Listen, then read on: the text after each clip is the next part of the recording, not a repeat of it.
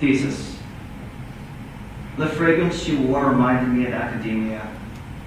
I studied her scent as if majoring in my worst interests. Her core was as honest as ramen. She wrote comments on my eyelids in red ink. Ultimately, I failed, but appreciated the feedback. Sometimes when I'm reading Cummings in the library, I drub my fingertips against my lips, feeding myself the commas on the page while whispering my 9th grade locker combination. The cigarette burn on my shoulder still smolders with her initials. Her kisses taste like PhDs.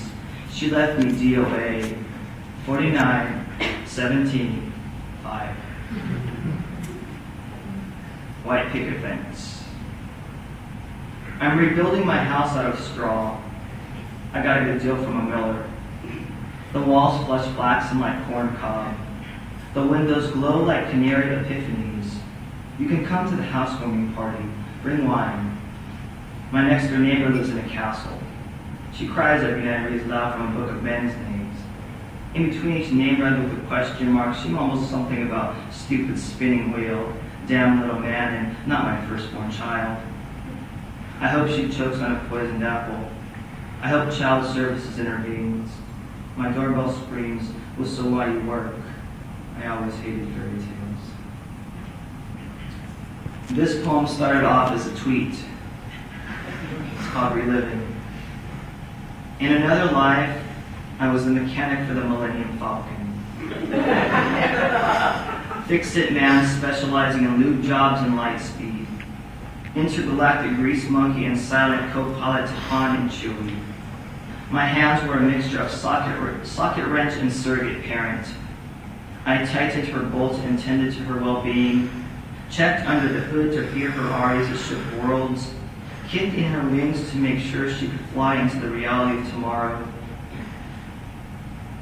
She was a whooshing spotlight nursed on the teats of galaxies. I was a beaming man born in the shadows. At night I took her for test drives around the moons of Corellia. Sped through space, seizing control of the wheel, I made sure never veer too far to the dark side of the universe, where I was visible only to the minor stars, an anonymous beacon of blurring contentment. In another life, I was a mechanic for the Millennium Falcon. In my life before that, I was the Millennium Falcon. Gravity at 8 a.m. Let's say we're cartoon characters. Our lives are animated parodies and Saturday morning casualties. Children sip chocolate milk from crazy straws and laugh at the trauma we inflict upon ourselves. In this episode, the anvil falls from the cliff. Cacti and rope are adequate babysitters for metal. We have been bamboozled once again by a dishonest rabbit. The X we stood on didn't indicate treasure, rather a taboo letter denoting 100 pounds of hurt that the flatness into the earth. We've seen this thousands of times, putting our trust in animals, believing in unknown variables. We slap a slab of beef over our heads. Frozen steaks only reduce swelling so much. Stars swirl in front of our faces like hemorrhaging moonlight.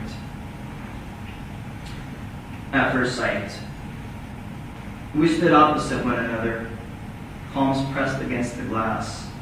Our love lines converged like tributaries into the Danube.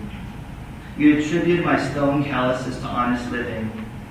I attribute your French manicure to Vietnamese expertise. You didn't know I was unemployed. I didn't know you bought your nails along with matching bra and panties at Target. You glue the cold glass and trace your translucent number. I couldn't make out the last digit and question why you give me false hope. I wondered if all you uncause like me, you used to work at Old Navy. And when customers asked, are there any more of these jeans in the back, replied, hang on, let me check, knowing there was no back. Attraction. I say rain. You say pyro. I say Spain. You say Cairo. I say the Mexican-American War was actually started over a woman. You say, tell me more. I say her name was Lupita Conchita de la Macarena. She batted her eyes and spread her thighs one too many times for a certain Anglo general. Her novio, Ilario the hothead, took offense and killed the general's mother, saddled up his stallion and raided her place at dawn, woke her from her dreams and doused her frail body in kerosene, lit the fuse of her limbs into the blaze of apex in her stomach, her burning flesh the voice of her son's transgressions. I said, what a painful way to go. You kiss my cheek, run your hands down my chest, and whisper in my ear, sizzle, sizzle. This is my last one. It's called Declaration. And when we die, let's come back as black sheep, an ostracized flock of herbivores feasting on grass we took for granted in that other life. Let's hijack a meadow, ignore the sunlight that failed to see our shadows were gone, dash the moment our souls became too big for our bodies when we put out to pasture in left field. Our diet of dandelions groomed our incoming matted fleece, an unruly extension of our skin, the color of marriage between thunder and storm.